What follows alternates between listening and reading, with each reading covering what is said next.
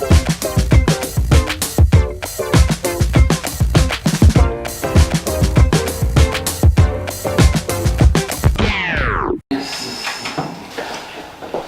that was a jingle. I hope you enjoyed it. I'm saying nothing. He's got his own jingle.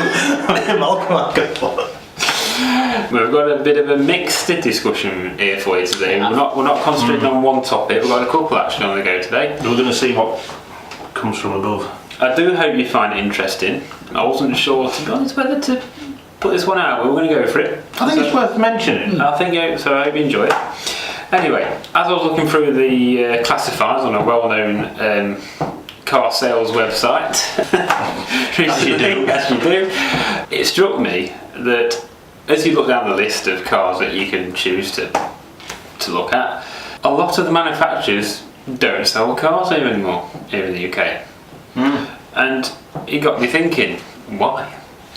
At first I thought there's going to be might just be a few. The more you look, the more you realise the list is long.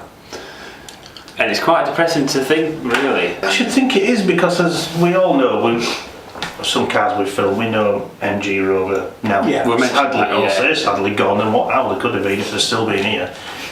We've also got Saab. How they went in a bit of a, I'll say, a wreck of football, didn't they? But they're no longer with us. And it's a shame, because Saab were making some fantastic There was, and again, I think like MG Rover, I think they'd have had some really damn good ideas, because they did have that bonkers mentality, and they came up with some good cars. Yeah. One thing I always said to Malcolm once, before we go any further, about MG Rover and Saab, can you imagine if, rather than them go down, they actually went together as one big whole company? Can you imagine the cars that MG Rover and Saab would be making? Yeah. They'd be making some fantastic cars. Just imagine you've got that character of an MG Rover car. You don't need to look into the side of a 75 to know what I'm on about. And then you've got the bit of madness of Saab. Yeah. Do you know, I think it could have actually worked, as daft as it seems. I think, and I remember thinking this a few years ago. I think Rover missed a trick, and it's probably down to the budget, as always seemed to be. They never got in on the MPV market. True. Although they were trying with the RDX60 in the end. It was kind of going that way, yeah. They never really, they did make some nice coupes. The 800 coupe was out, of course, and the Rover Tomcat. The Tomcat. I still want one of them now. I've seen one once for sale. Very nice. There was two Rover 75 coupes made. One was crushed in the administration because it wasn't actually road tested. It wasn't, basically a prototype. But the other one had actually been registered for use on the road, and so couldn't be crushed. Right. And a private individual has now bought that and actually has it. In fact, there's a Instagram picture of it on the Instagram channel. Let's try and have a look at that. But yes, I think I missed a trick with it, but like I say, it's probably down to the budget as usual. So yes, interesting list, and it's quite long. We'll kick off with Proton. The last time you were able to buy a new Proton in this country was 2012. Really? And I hadn't even noticed it disappeared. I noticed it disappeared, and I fondly remember and used to see a lot about. I think, don't quote me on this, but every time I saw one, it was always the silver colour. Yeah. And it was the GTA. The Proton GT. And I thought, that was brilliant. I liked how on the wheel arches it had these like rivets in going. I thought when I first saw one, I didn't know, I thought someone put this on as a kit on the car, and then I realised that was it as standard, and I thought, what a cracking little car from Proton. I mean, the handling was by Lotus, of course, as well, because they had exactly. I think part ownership or something like that. The last cars they were selling were the Savvy city car, which probably less said about that the better. Was a bad the Gen 2 family hatchback was actually quite a nice looking car though. I remember the Gen 2. Yeah. I remember thinking what a pretty stylish little thing it was, to be honest. Do you think it was because you didn't see a massive amount of Protons about, that the fact that when they went and you only saw limited cars about anyway, you just didn't you didn't realise they'd gone? No. But the thing is, you've got Kia, who started off with a small amount of cars. Yeah. And look at them now. Well, now exactly. There's also, of course, Perodja, I think I'm pronouncing that right, maker of pretty much the cheapest little new car you could buy. They were generally facelifts of old Daihatsus and things like that. And that brings me to the next one, Daihatsu. Can't quite remember when I last saw a new one. I think we're probably going back... I can't quite remember when I ever saw. Probably 2010, 2011. I can't remember. I think I've seen a fairly new one, but not brand spanking new. And I think I would struggle, even if it was still going. Where do you find a dealer? Well, there was one up in, I think it's still there, is up in Home Firth, on the main road up into... I think there used to be. There used to be a Daihatsu dealer, didn't there? There did used to be. I remember a Perodua dealer. There's one in Skegness. If it's still there. I remember that. And now we found the reason It was just parked on the street corner with his little car park. I remember that. 4 cars then. He goes, do you want to buy it? I'm not going to mention the name of the garage, of course, but I do know there was one. I can't believe there'd be a dealer. Yeah, there was a Perodua dealer in Skegness. God. I think it was actually a combined Proton dealer as well. Right, yeah. Next one we've on Chevrolet. Well, you see what I remember with that? When it was Deo. Yeah, and then we lost like we had the Dale Matiz, and suddenly you saw them driving around and they had a Chevrolet. Yeah. And Dale just sort of disappeared, and that was the new name. And then I'm just thinking what American would see if they came to the UK and saw that with a Chevrolet badge. About a minute. Anyway, Chevrolet. The last registration for Chevrolet cars in the UK was 2014. I think this import stopped late 2013. And the only car you could buy from them over here now officially, and it is in extremely small numbers, is the Corvette. We're talking probably, I think they import about less than 10 a year. Yeah, I mean it's not.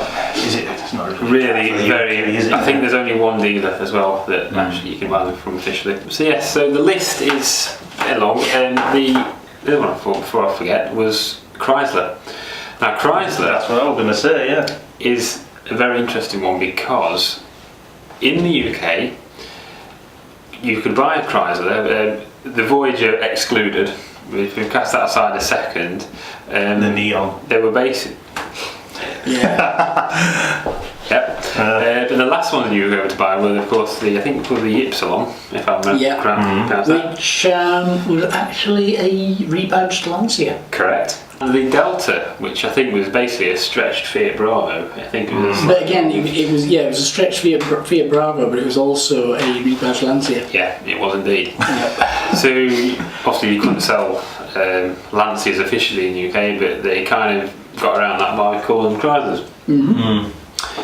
But my point is, all these manufacturers have disappeared, and all these manufacturers had dealers. They had all these people have either obviously lost their jobs, or they've gone. The dealers have turned to the makers, or they've sort of folded. I just think it's a crying shame because there's been a lot of casualties from it. When we think of casualties with car firms, we always automatically think of MG Rover and Saab, and the Lancia issue with the rust and how they're recalled. Of course, very lately this week, and we've had the Honda. And now Honda are now deciding they're going to basically pull the plug on the UK, basically, aren't they? And not going to be here no more. Which is sad because they started off in 1985. Yeah. With basically what it was a import house. How they basically housed all the imports that were going to Europe and the UK. Quality check them and then ship them out. And it's no longer going to be efficient to do that. You see, at one time Honda was a really big name in the UK, wasn't it? Yeah. They reached a really big peak, didn't they? And what my fear is now, I have a fear that I don't think it'll be long before Toyota will do the same. And then you've got Nissan as well. And Nissan. And you've got Mazda. Mini. You've also got Mazda. Mini. Toyota. Vauxhall, technically, because... Yes, I think you're going to start seeing a trend here. The car companies that might not actually go out of the UK, I think are certainly going to change. I think they're going to have change dramatically to stay profitable. I mean, Toyota, of course, has the big factory down near Derby, very close actually to where I used to live. And it's a massive plant. It's been there since I think 1992. The first car rolled off the production line there. But we can't. There is, even though Honda have said Brexit's not a cause, it is still part of the overall issue. It does make you think, doesn't it? And the other thing is as well, I mean, it's not a major part, but it is still an influence, because if we leave the EU, which, let's face it, at this point in time of recording, there's still that possibility that we won't. But if we do, which is looking likely, probably with a no deal, then anything that gets into this country has to have a tariff on it.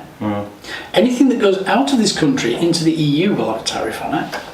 The majority of cars that were built in this country were diesel for the European market, because there's not much of a market outside of Europe, really. Not for diesel. By comparison. Yeah. And as diesel sales have absolutely collapsed, taking a lot of the car market with it, we find ourselves in the situation which is why the X-Trail was not. I mean, there's been a lot of big thing about the X-Trail not being manufactured in Sunderland, as if it was going to be all X-Trails. It wasn't. It was going to be diesel X-Trails.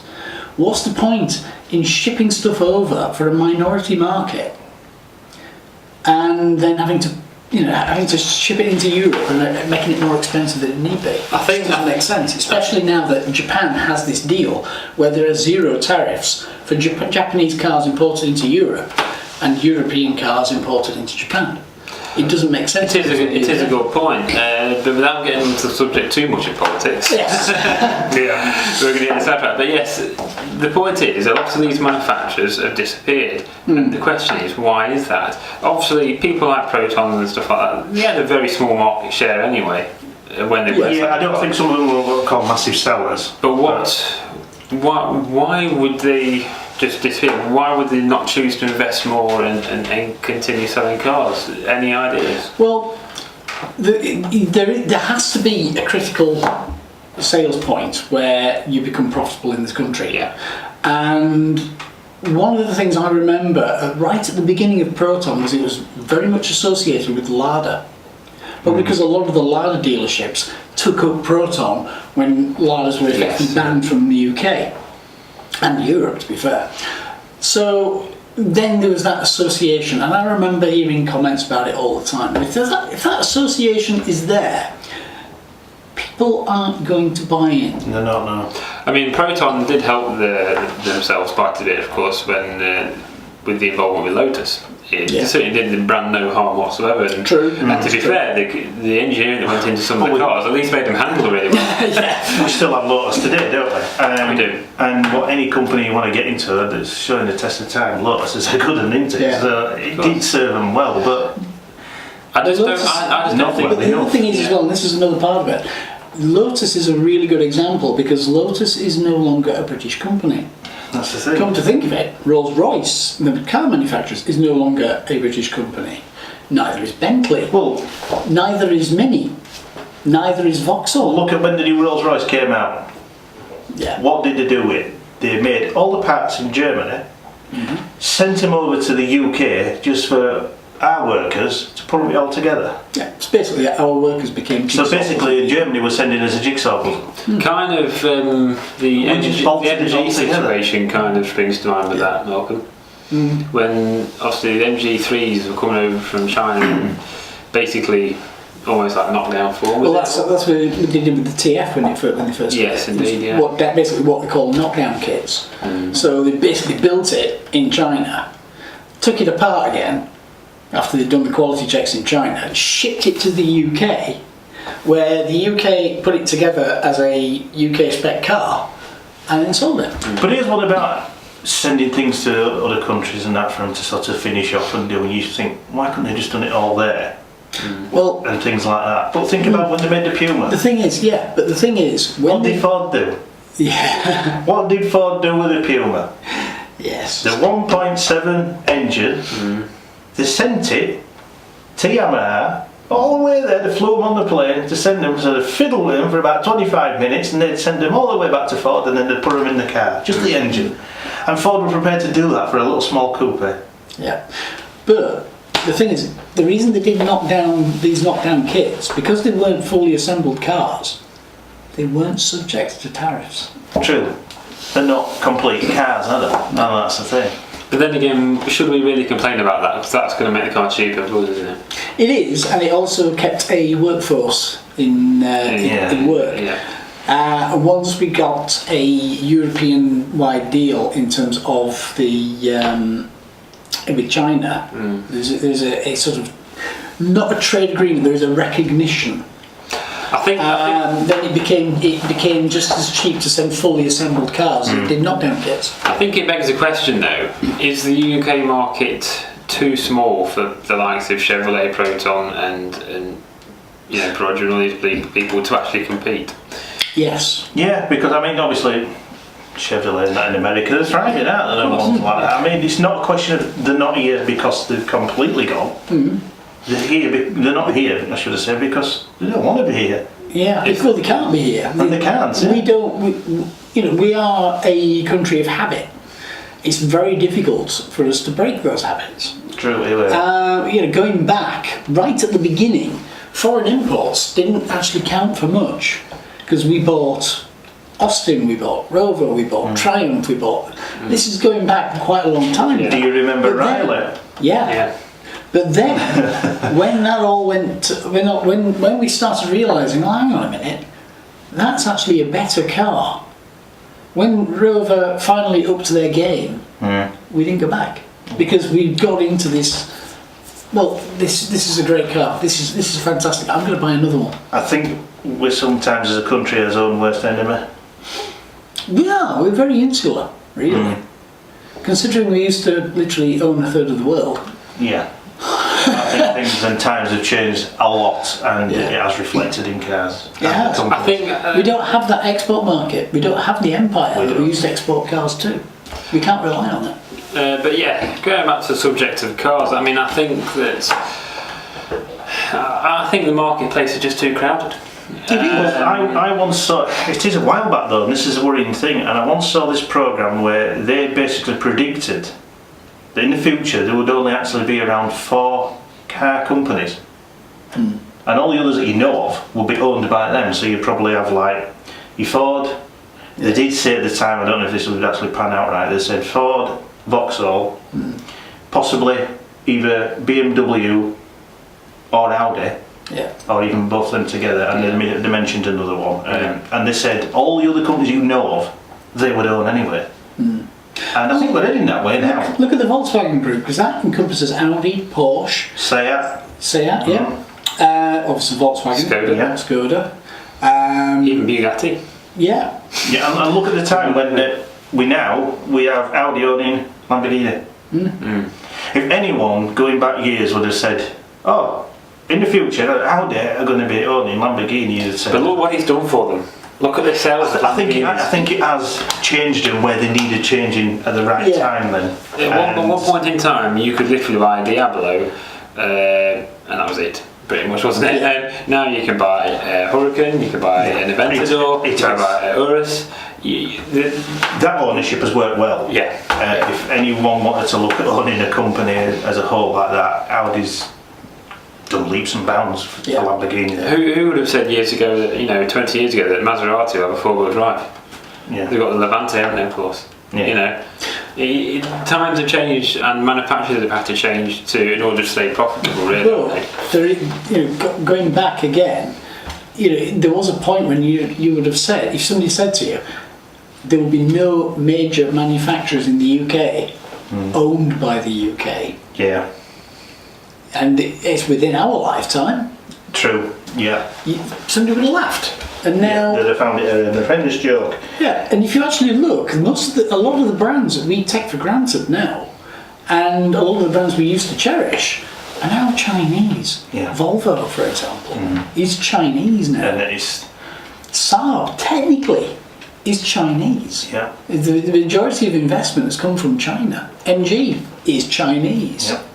The Black Cab Company, which was our last major manufacturer, it was just as common as a red letterbox and a London bus, wasn't it, a black cab, and now they're not even ours. One of these days, and I won't see it as a surprise, someone's going to turn around and I'm just going to go, you know that air you just breathed in? That was imported from China. Because nearly everything around here is. Yeah. But yeah. it's an interesting topic, and now on that falling on the floor, that's just reminded me of something I want to touch on. Go on. As annoying as that was, I will use the word annoying because I, as you know, have a Fiesta ST line, and we've had some really harsh cold weather. Yeah. Really bitterly weather, and obviously the occasion when you're using your screen wash more. I could go through a fair bit just going to work if there were a certain vehicle in front of me and I'm constantly using it. I got up one morning, it was bitterly cold, set off, used washer, nothing. You could hear it motor running, nothing, not even a trickle. The night before it was working fine, not trickles, and this is what threw me. And I thought, well, I don't think the jets are frozen up or anything like that because one, they're underneath, they're not on top of the bonnet, so they're a bit protected. I give it benefit of doubt. I thought, well, by the time I get to work, engine will be nice and warm, I can test it, get it fine. I got to work, still nothing. So I thought, well, there was nothing wrong with it because the car's relatively new. And the reason why I didn't question, have I run out, is because and I do quote, every Ford I've ever had, from the first one to my last one before this, have all given me a warning of the washer fluid being low, i.e. a little light, anything. My STs even used to put it in writing, washer fluid low. And you had to press the OK button on the steering wheel to turn it off. And so every time you started the ignition, it'd go, boing, washer fluid low. Yeah. It really screamed it at you. I don't really have that. I know. So I expected the same with, let's say, a brand new car, some sort of warning. Nothing. Nothing at all. So my warning of my screen wash fluid running out is when I've got nothing hitting the windscreen. Apart from flies. Yeah. Apart from flies, yeah. So this brought me on to how annoying I found that. With the gadgets the car's got now, a simple thing that it can warn you about all your other regular things, it should have warned you about that. And I found out through the dealership now that none of the new Fiestas have this. And I think, don't quote me on it, but they seem to be claiming that none of the Focuses are having this warning now. It's a thing they're not putting in cars anymore. And there won't be a Mondeo soon. And there won't be a Mondeo, so we'll have nothing as a warning except it's gone. But it brings me to a subject of annoying things that your car now has not got, that you used to have. That Very neatly you brought found on to that subject, Martin. Oh, yeah. I've never noticed that. Or things that you now have on cars which are stupidly annoying, which you know you don't need. So I was just thinking, what things have you ever come across with cars that you either have on a car which you think, what on earth has it got that on for, it's useless, or things that you really thought you needed that you haven't got no more, that you always sort of relied on, let's say, with other cars? It is a bit of a toughie, but when I start thinking about it... Tell you what I absolutely hate, auto start, auto cuts off. The active city stop, like I've got with mine. City mode, yeah. The active city stop, that's different, because the active city stop is an emergency braking. Well, yeah, but also with mine, it has the start stop purely where if you take your foot off the clutch, it stops the engine and it doesn't start until you put your foot back on the clutch, and then it starts again. It's supposed to be a fuel saver, but I can't see no gain of it. The only time it would actually save fuel and wear and tear on your engine, by the way. Yes, I don't like the idea of starting and stopping. The thing is, the only time it will actually save you anything at all is if you're in, let's say, a motorway traffic jam where you're going to be stationary for around 10 minutes or so. If you're pulling up and you think you're doing the world a favour when you pull up to the traffic lights in the city centre and your engine goes off for 2 minutes before it starts up again, you're not, because you're actually using fuel starting the damn thing up. You're starting at that point. Okay, you've got oil around the system, but you're starting from an oil pressure of 0, which, even though you've got oil in there and your usual mix, is still causing an additional piece of wear and tear compared to leaving your engine running. It can't be a good thing. And additional wear and tear on such as your battery and your starter motor. Yeah. All it is the service department's wet dream. Yep. Because you're just going to be bringing your car in a lot earlier. You see, I don't like it purely because I've been walking like through a town centre in the past, and you come to a crossing, a car stopped, engine off. You go across crossing, he says, and it starts up again. Without the judder and all that, to me it just sounds like your car's stalled. Yeah. And they're starting the car again, and I just don't like it. I've not got it on my car. In fact, I've never had it on a car, but I'm not. I have to say, I've driven with them, and I'm not a huge fan of start-stop systems at all. I can kind of see where they're coming from with them attempting to cut emissions and things like that and fuel consumption, but really does the benefits outweigh the negative? One of the things that would cut fuel consumption, take off buses off road, all emissions, take buses off road. No, even that. But one of the things that would cut fuel consumption instantly and help with emissions, ban SUVs. Oh, true. Because you are not getting that fuel. Whatever they're quoting, you're not getting it. But that could be the same for any car, though. This start-stop button thing, this facility, if it was brilliant and worked well, why are they allowing you to turn it off? Yeah. Exactly. Well, there is that argument, isn't there? Yeah. If you can turn it off, that means that I'm not quite sure if it's good enough for the car or not. So they're giving you the option. They're saying, you decide. But another thing, and I'm going to have to say, and this is aimed at Ford in general. I'm sorry, I'm a Ford man, but it is aimed at Ford. We're the paying customers. Yeah. And I still believe they're denying us the right of choice with certain things of cars, and I will mention 3-door. They're making it in the Fiesta as 3 and 5, and they're not doing it with the Focus, or let's say special editions of the Focus. We're being denied choice and we're the paying customers, and that's all I'll say on that. Well, here's the other thing as well. We're not given certain versions, such as the saloon. Exactly. Now, bear in mind, quite often you can buy that saloon in right-hand drive in Southern Ireland, which is a much smaller market than the UK. So if it's viable there, why isn't it viable? Well, we've touched on this very subject in OverDrive before, haven't we? Of small saloon cars. Like, as Malcolm says, in Republic of Ireland, you can go and you can buy a Ford Focus saloon, you can buy a Vauxhall Opel Astra saloon, as it is over there. You can buy all these cars in saloon form. Now, granted, the market share for these is a lot smaller demand is a lot smaller than for hatchbacks. But again, as Martin says, we're the paying customers. Now, personally, I have a Vauxhall Astra. However, if they brought out a saloon version, I would much rather have it. I just generally prefer them.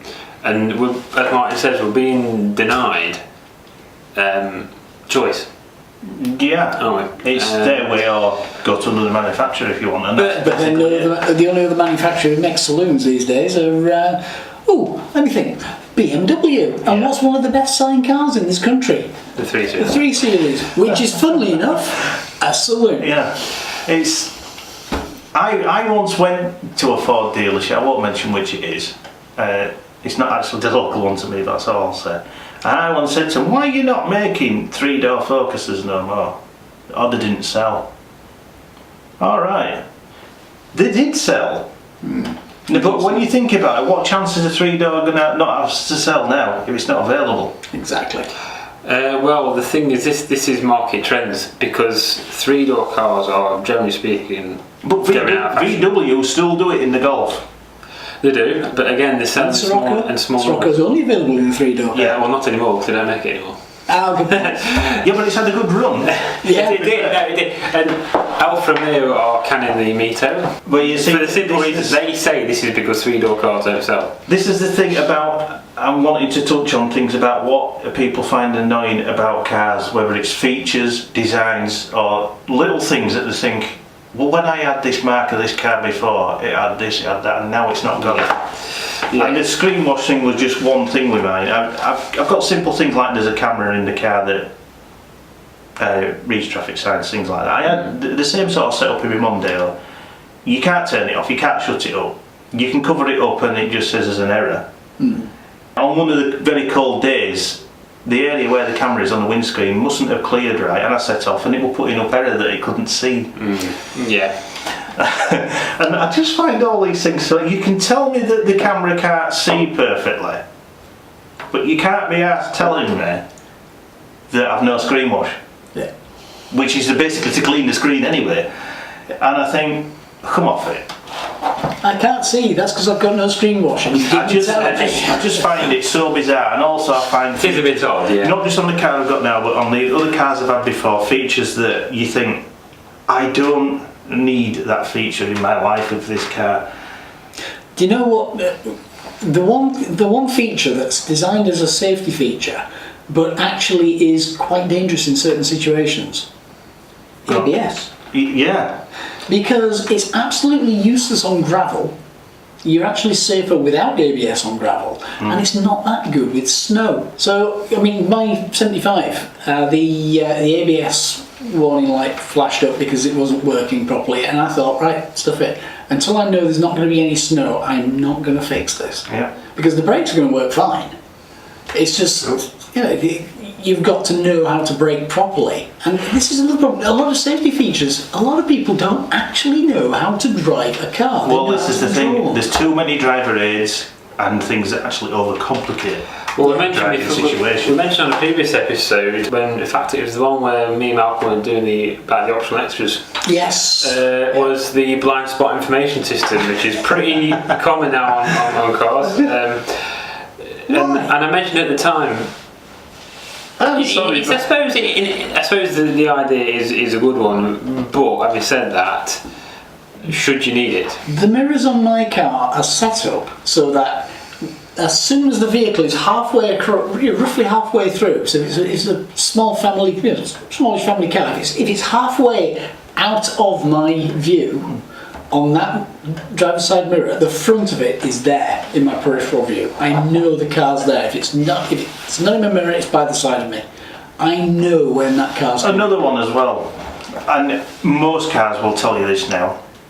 You come to a car, freezing cold morning, it can be minus whatever. Yeah. You're there clearing your car, you get in, you start your car, and your car tells you it's freezing outside. You know, you've already been outside your car clearing it. Why are you telling us this? We already know. That's another one I find. I chuckle to it every time. Yes, it's a nice one for your driving, but you know it's freezing. You just cleared your car. Yeah. It's bizarre. It's too many information. The other thing I want to touch on was, it's not on any car I've ever had, but I've experienced it, is keyless entry. Oh, what's around the on that? Paradise. Yeah. Now, again, I do get the idea behind it. Everybody put your keys in a tin. But I think even if I had a car that had keyless entry feature, I wouldn't use it. I'm sorry, it's just lazy. It is. Another thing about locking vehicles and so on as well, and I found this out the other day. I didn't know this Fiesta did this, but I was getting something out of the boot. I shut the boot and I thought it was shut, and I went to lock it, and it went Yeah, to tell me that it wasn't shut. Yeah, mine does that. It's a pretty common feature. But the thing is, as it was papping the horn to tell me it wasn't shut, it wouldn't lock because the tailgate wasn't closed properly. So I would know that I hadn't shut it right because it won't lock right. It didn't have to blast its horn at me. I knew the moment it. I suppose they're just trying to be doubly sure, though, aren't they? I mean, I don't really have an issue with that. But it got me thinking. I would have liked it to do that in reverse. I would like it to pap its horn as a confirmation that everything's A-OK when you're locking the car, rather than pap its horn to alert me that something's amiss. You know, I think I can actually program that on mine. I think I can program I wish actually every time I locked my car and everything was perfectly right, it papped its horn twice.